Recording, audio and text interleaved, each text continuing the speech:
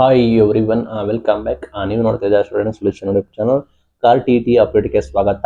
Result announcement, final key announcement ಕೂಡ ಆಯಿತು. Next ಏನು ರಿಸಲ್ಟ್ ಯಾವಾಗ ಬರುತ್ತೆ, ಎಲಿಜಿಬಿಲಿಟಿ ಮಾರ್ಕ್ಸ್ ಎಲ್ಲ ಕೂಡ ಸಂಪೂರ್ಣ ಮಾಹಿತಿಯನ್ನು ತಿಳಿಸ್ಕೊಡ್ತೀನಿ. ಚಾನಲ್ಗೆ ಸಬ್ಸ್ಕ್ರೈಬ್ ಆಗಿ, ವಿಡಿಯೋ ಇಷ್ಟ ಆದರೆ ಲೈಕ್ ಮಾಡಿ.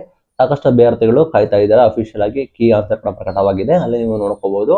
ಈಗ ನಿಮಗೆ ಎಲ್ಲ ಡೌಟ್ಗಳಿಗೂ ಕ್ಲಾರಿಟಿ ಸಿಕ್ತು ಅನ್ಕೊಳ್ತೀನಿ. ನಿಮಗೆ ಎಷ್ಟು ಅಂಕ ಬರುತ್ತೆ ಅಂತೇಳಿ ನೀವು ಇದರಲ್ಲಿ ಡಿಸೈಡ್ ಕೂಡ ಮಾಡ್ಬೋದು. ನೀವು in case OBC 2A 2B 3B ಆಗಿದ್ರೆ ನೀವು ಮಿನಿಮಮ್ 90 ಅಂಕಗಳನ್ನು ತೆಗಿಬೇಕಾಗುತ್ತೆ 150ಕ್ಕೆ. ಆಗ ನಿಮ್ಮನ್ನ ಎಲಿಜಿಬಲ್ ಅಂತೇಳಿ ಘೋಷಣೆ ಕೂಡ ಮಾಡ್ತಾರೆ. ಅಂಡ್ ಅದರದ್ದು ನೀವು OBC ಬಿಟ್ಟು SC ST ಅಥವಾ ಕ್ಯಾಟಗರಿ 1 ಆಗಿದ್ರೆ ನೀವು ಕಡ್ಡಾಯವಾಗಿ 82 ಮಿನಿಮಮ್ ತೆಗಿಬೇಕಾಗುತ್ತೆ. 82 ಮೇಲೆ ತಗೊಂಡು ನಿಮ್ಮನ್ನ ಪಾಸ್ ಅಂತೇಳಿ ಘೋಷಣೆ ಕೂಡ ಮಾಡ್ತಾರೆ. SC ST ಕ್ಯಾಟಗರಿನವರಿಗೆ 82 ವರೆ ಕಟ್ ಆಫ್ ಇದ್ರು ಕೂಡ 82 ಅಂದ್ಬಿಟ್ಟು ರೌಂಡ್ ಆಫ್ ಅಂತ ಹೇಳಿ ಘೋಷಣೆ ಮಾಡಿ 82 ತೆಗೆದುಕೊಂಡು ನಿಮ್ಮನ್ನ ಪಾಸ್ ಅಂತೇಳಿ ಘೋಷಣೆ ಮಾಡ್ತಾರೆ. OBC ವಿದ್ಯಾರ್ಥಿಗಳು ಬಟ್ ಕಡ್ಡಾಯವಾಗಿ 90 ಅಂಕಗಳನ್ನು ತೆಗಿಬೇಕಾಗುತ್ತೆ. ಯಾಕೆಂದ್ರೆ OBC ವಿದ್ಯಾರ್ಥಿಗಳಿಗೆ 60% ಅಂಕ ತೆಗಿಬೇಕಾಗುತ್ತೆ.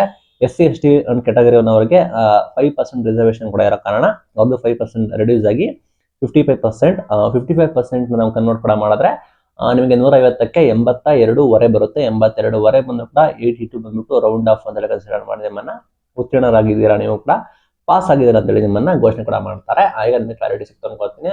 ಫೈನಲ್ ರಿಸಲ್ಟ್ ಯಾವಾಗ ಅಂತ ಹೇಳೋದಾದ್ರೆ ಡಿಸೆಂಬರ್ ಎಂಡ್ಗೆ ಅಥವಾ ಜನವರಿ ಫಸ್ಟ್ ವೀಕ್ ಎಕ್ಸ್ಪೆಕ್ಟ್ ಕೂಡ ಮಾಡಬಹುದು.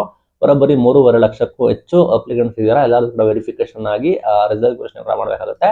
ರಿಸಲ್ಟ್ ಕ್ಯಾಲ್ಕುಲೇಟ್ ಮಾಡಿ, ಅನಾಲಿಸಿಸ್ ಮಾಡಿ, ಅಪ್ಡೇಟ್ ಮಾಡೋಕ್ಕೆ ಟೈಮ್ ತೆಗೆದುಕೊಳ್ಳುತ್ತೆ.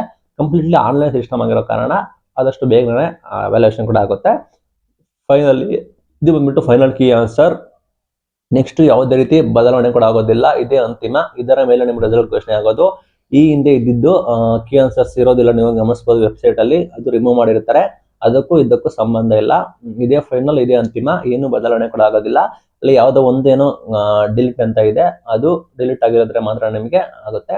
ಅದು ಬಿಟ್ಟರೆ ನೀವು ನೋಡಬೇಕಾಗುತ್ತೆ ಸಾಕಷ್ಟು ಕ್ವಶನ್ಸ್ ಕೂಡ ಚೇಂಜ್ ಕೂಡ ಆಗಿದ್ದಾವೆ. ಲೈಕ್ ಏನ್ ಬದಲಾವಣೆ ಕೂಡ ಆಗಿದ್ದಾವೆ ಅದನ್ನ ಹೈಲೈಟ್ ಕೂಡ ಮಾಡಿದ್ದಾರೆ, ಅದನ್ನು ಕೂಡ ನೋಡಬಹುದು. ನಿಮಗೆ ಇದೆಲ್ಲ ನಿಮಗೆ CET ಇದೆ, ಇನ್ನು ಕೂಡ ಬೆಸ್ಟ್ ಆಪ್ಷನ್ಸ್ ಕೂಡ ಇದೆ.